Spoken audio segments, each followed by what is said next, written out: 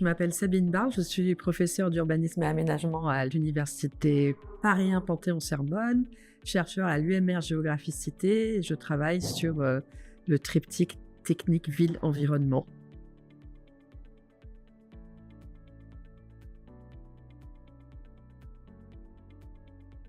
Depuis le XVIIIe siècle, les usages et représentations urbaines ont beaucoup changé. D'une part parce que l'eau est devenue en quelque sorte un agent de nettoiement universel. Et ça nous paraît évident, mais c'est assez nouveau qu'on lave les rues, les marchés, les maisons, mais aussi les habits. Les habits, on les lavait déjà, mais pas si souvent. Et les corps avec de l'eau. Ce qui est important aussi, c'est que l'eau, au XIXe siècle, est devenue le support d'activités nombreuses de loisirs, de sport, avec le développement des bains, de ce qu'on appellera plus tard les piscines, mais aussi du canotage, et donc tout un tas d'activités, mais qui ne vont pas survivre au XXe siècle, puisque avec notamment la contamination des eaux, mais aussi l'enterrement de nombreux cours d'eau, on va voir disparaître beaucoup d'activités de loisirs. Il y a une autre chose qui me paraît importante, c'est que le développement de toutes les infrastructures de l'eau entre le 19e et surtout le 20e siècle a donné l'impression que l'eau était abondante et qu'on en aurait toujours quand on veut. D'ailleurs, le dimensionnement des réseaux d'eau potable repose sur ce principe, satisfaire toute la demande partout et en tout temps. Et on ne sait pas que cela fonctionne grâce à des réservoirs, à des aqueducs de très longue durée qui vont prélever des eaux dans des territoires qui sont parfois peu peuplés, mais très bien dotés en eau, par exemple les Alpes, et qui vont les amener dans d'autres qui, eux, sont marqués par une plus grande pénurie d'eau. Ces trois éléments me paraissent assez déterminants de ces évolutions.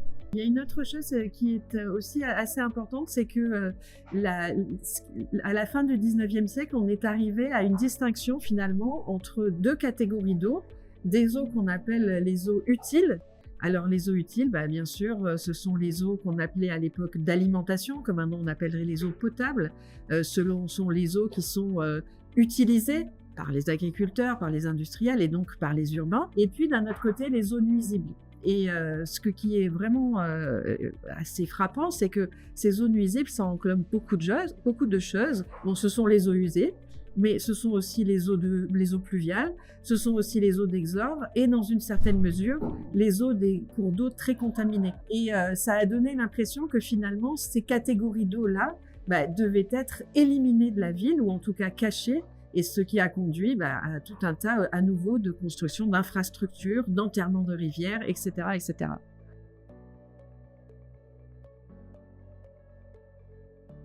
Alors, si on se place dans les quelques 20, 30, 40 dernières années, on a vu quand même certaines modifications dans la manière de gérer l'eau, en particulier pour les eaux pluviales, avec le passage progressif, mais encore très incomplet, d'une gestion réticulaire, donc par l'intermédiaire d'un réseau enterré, à une gestion plus surfacique, en se reposant sur la capacité des sols à infiltrer les eaux.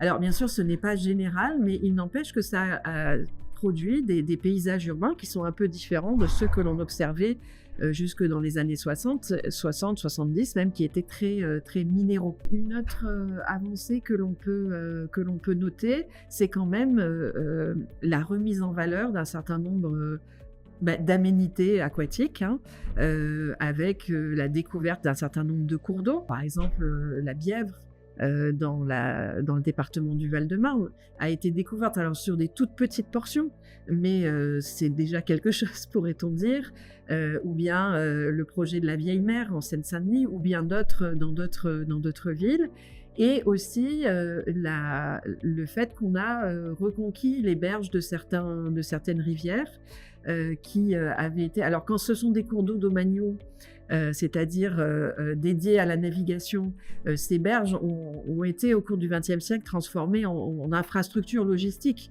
et donc complètement fermée aux citadins, aux promeneurs, etc. Et donc là, il y a eu beaucoup de villes qui se sont engagées dans cette remise en valeur. Bon, à Paris, bien sûr, mais aussi à Lyon, à Bordeaux et dans d'autres villes. Et puis, certains petits cours d'eau aussi qui sont, eux, non domaniaux, donc qui ont des propriétaires multiples, ont fait l'objet de mise en valeur, soit par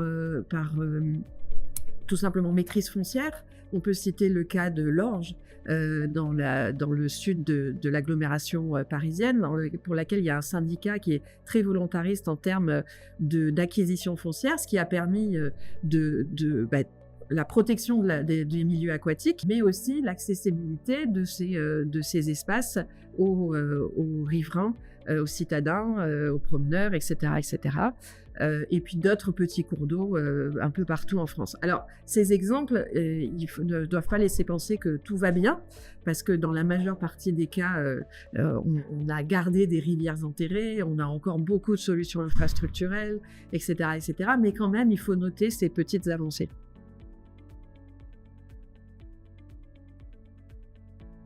C'est difficile d'en dire un, parce que je crois qu'ils sont immenses, mais si je devais en citer un, ça serait la question de la sobriété, parce que ce que l'on voit, c'est que on va vers une raréfaction de la ressource, très probablement, et les mesures qui sont prises aujourd'hui en matière de sobriété sont très ténues. Je pense qu'il faudrait vraiment réfléchir, en tout cas pour les milieux urbains, à qu'est-ce que ça serait des villes véritablement économes en eau, des modes de vie économes en eau. Mais quand on dit mode de vie, il ne s'agit pas d'imposer aux citadins de faire comme ceci ou comme cela. Il faut réfléchir à l'organisation de la société pour qu'elle soit plus sobre en eau, et d'ailleurs plus sobre en tout un tas d'autres choses. Un autre défi, je pense, c'est la transformation des systèmes d'assainissement.